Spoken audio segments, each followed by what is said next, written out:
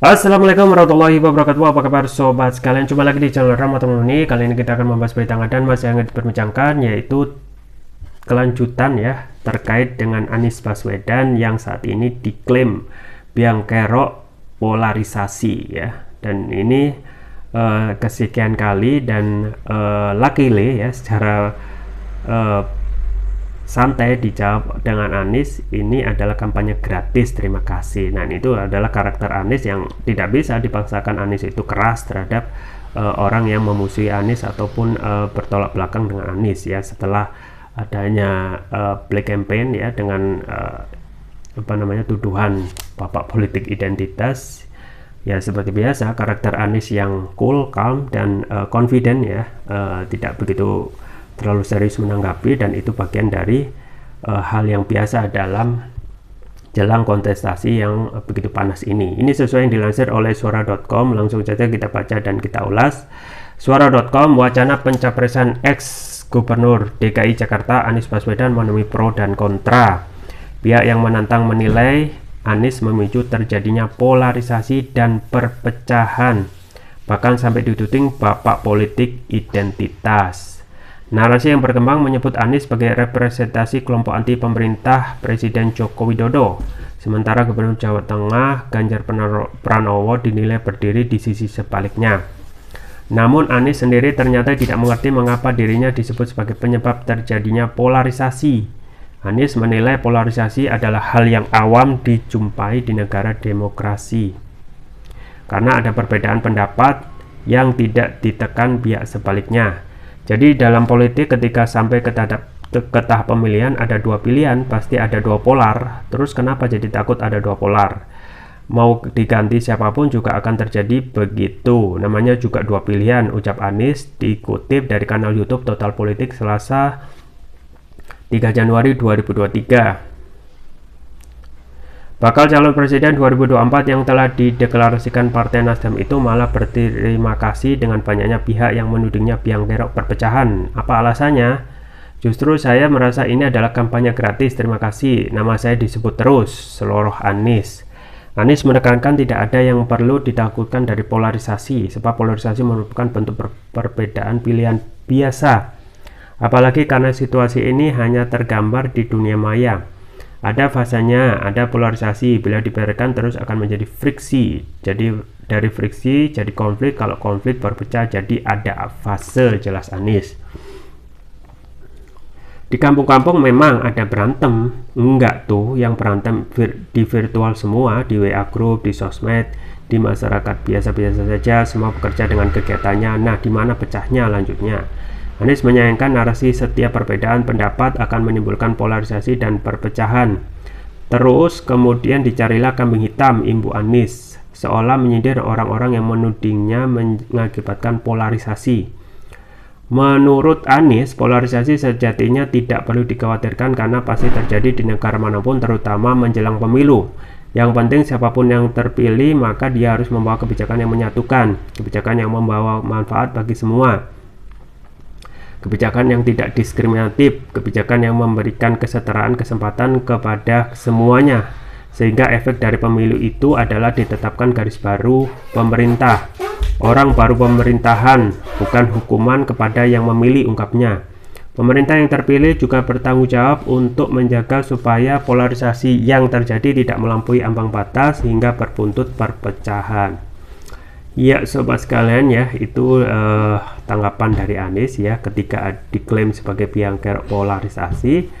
Dan seperti biasa ya, yang diharapkan oleh yang terus-menerus menyerang Anies dengan black campaign, negatif campaign, wajib kecewa gitu ya, karena memang sedari dulu hingga sekarang karakter Anies itu ya seperti itu, cool, calm, and confident ya, dalam hal menanggapi setiap isu yang mendera dirinya, entah itu yang sempat kontroversial dan terjadi berbulan-bulan tentang politik identitas, bahkan dijadikan dituding bapak politik identitas. Apa yang terjadi pada Anies ya cool, calm, and confident. Nah itu ya yang terjadi.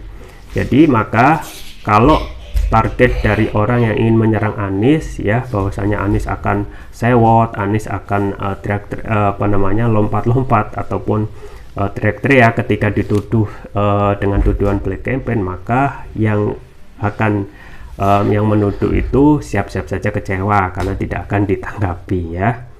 Nah, ini juga menjadi pembelajaran bagi kita ya. Apa yang disampaikan Anies itu ya sewajarnya terjadi, bahwasanya dalam hal polarisasi ketika ada dukung-mendukung itu hal yang biasa ya, seperti sepak bola ya. Sepak bola itu pasti akan ada ketika bertanding ada dua kubu yang terpolarisasi ya, kubu A dan kubu B, dan itu wajar-wajar saja gitu ya. Misalnya ketika Indonesia melawan Thailand ya di ajang AFF, pasti akan ada polarisasi. Bahkan kalau dalam kompetisi lokal misalnya untuk misalnya Bandung ya, Persija Jakarta misalnya melawan Bandung, maka pasti ada polarisasi dalam satu ya anak bangsa itu. Tetapi yang diharapkan tentu saja setelah itu polarisasi itu hal yang biasa gitu ya.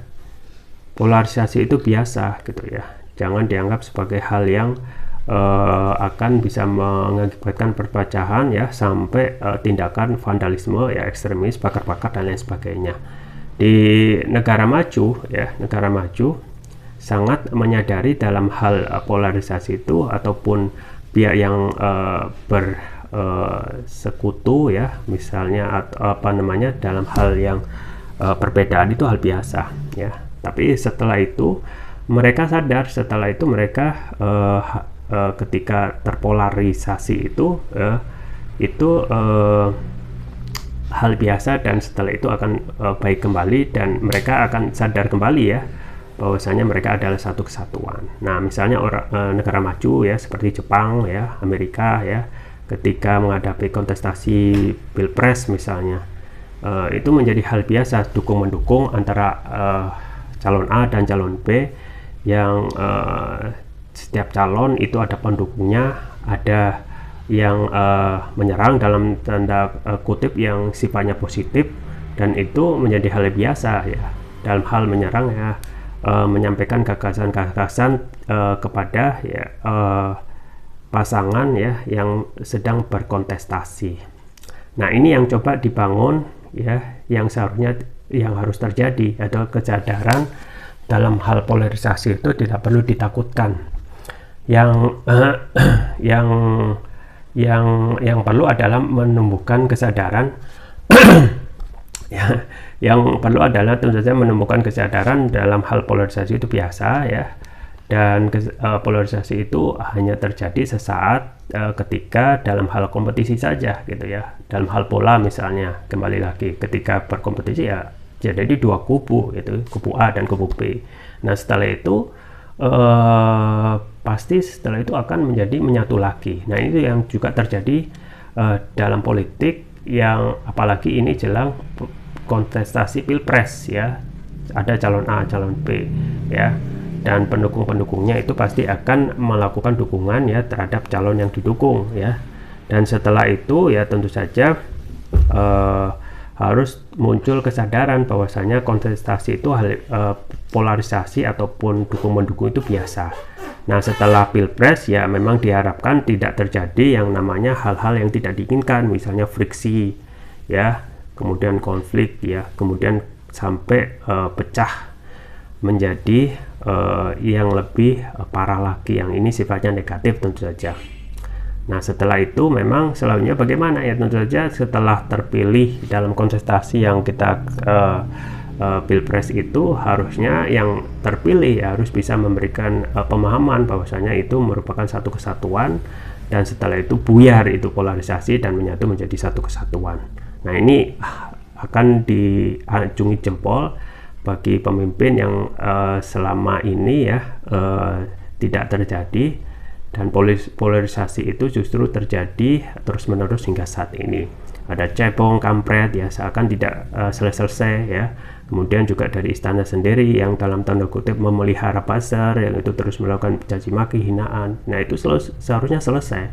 Tidak memelihara buzzer, tidak memelihara terus-menerus influencer yang melakukan kambing hitam, yang ya melakukan penyerangan terhadap sesama anak bangsa gitu ya.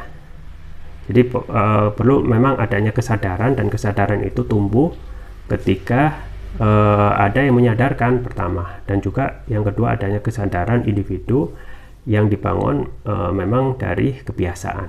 Nah kalau kita melihat kebiasaan negara maju itu sebenarnya, jadi kompetisi itu hal biasa, setelah itu menjadi hal menjadi menyatu setelah kompetisi itu berakhir. Nah yang terjadi ya sekarang justru adanya kapitalisasi yang dilakukan dengan terus-menerus memelihara perbedaan ya, setelah saling dukung mendukung ya antara kontestasi pilpres itu selesai ya. Nah setelah kita ketahui pilpres itu selesai, justru yang terjadi istana justru memelihara buzzer dan terus-menerus melakukan negative campaign ya. Jangankan menghina, mencaci maki itu sesaat, tetapi itu dilakukan berkali-kali ya, dilakukan terus-menerus, seakan tugas utama dari seorang pemimpin dan negara ini itu tidak ada yang mengingatkan bahwasanya kita ya untuk negara ini, terutama jadi pemimpin itu harus bisa ya melindungi segenap bangsa dan seluruh tumpah darah gitu ya. Kemudian seterusnya kemudian pemimpin yang baik harus memelihara ya kedepannya negara ini, termasuk juga anak bangsa itu menjadi lebih baik kedepannya gitu ya, melakukan pencerdasan ya, pencerahan dan lain sebagainya. Dan memang benar apa yang disampaikan oleh Anies, bahwasanya sebenarnya friksi-friksi yang sampai pecah kepada konflik itu nggak ada. Yang ada itu adalah pertentangan yang terjadi hanya sebatas virtual, misalnya di WA group, sosmed ya, yang memang saling serang, dan itu kita ketahui sering terjadi saat ini ya, saling serang melalui medsos ya. Dan yang tentu saja tidak boleh terjadi adalah kriminalisasi gitu ya. Satu hal ya, dalam hal komentar boleh, mengkritik boleh, melakukan pencerahan boleh, tetapi ketika hal-hal itu semua dikriminalisasi, maka itu sudah membuyarkan ya keinginan ataupun hak dari warga itu yang seharusnya untuk menyampaikan aspirasi mereka malah dikriminalisasi. Dan itu sering terjadi hanya karena berbeda pendapat di sosmed, ada berbeda pendapat di media.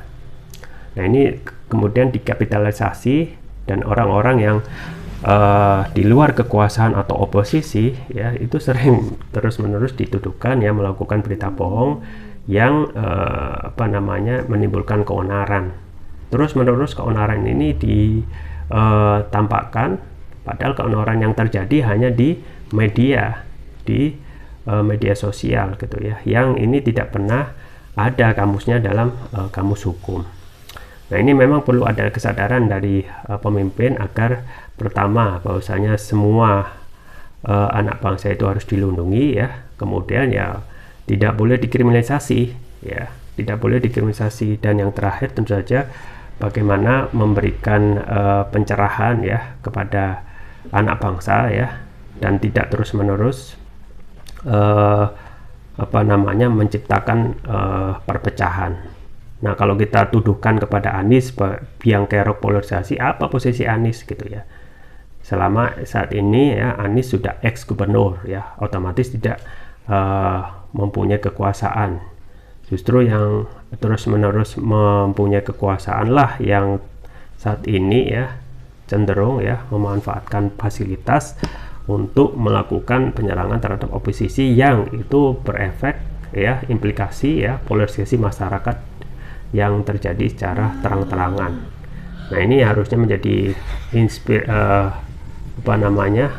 menjadi awalan yang baik di tahun 2023 ini ya, agar kedepannya polarisasi itu stop gitu ya. Nah, ini kita juga tagih siapa yang akan menjadi presiden di 2024 nanti ya, untuk tidak lagi mengulangi kesalahan dengan menggunakan fasilitas publik ya, menggunakan buzzer ataupun yang lain ya, untuk memecah belah ya, melakukan polarisasi antara anak bangsa yang seharusnya disatukan secara bersama-sama. Itu saja yang bisa saya sampaikan, semoga bermanfaat. Jangan lupa like, share, dan subscribe. Sampai jumpa lagi. Wassalamualaikum warahmatullahi wabarakatuh.